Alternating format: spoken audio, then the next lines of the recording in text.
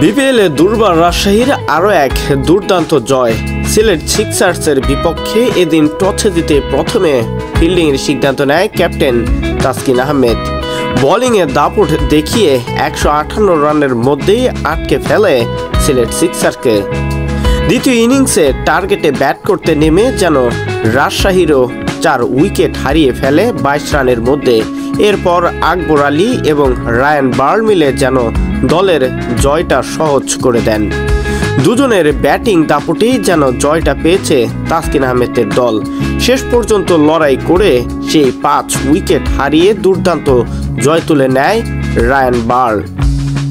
সিলেট সিক্সার্সের বিপক্ষে এ জয়ে দুর্বার রাজশাহী পয়েন্ট টেবিলের চতুর্থ স্থানে অবস্থান করতেছে।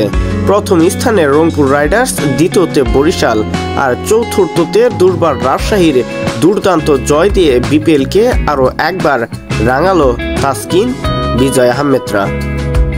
বোলিংয়ে প্রথম থেকে অ্যাগ্রেসিভ মনোভাব নিয়ে বল করতেছিল তাসকিন আহমেদ।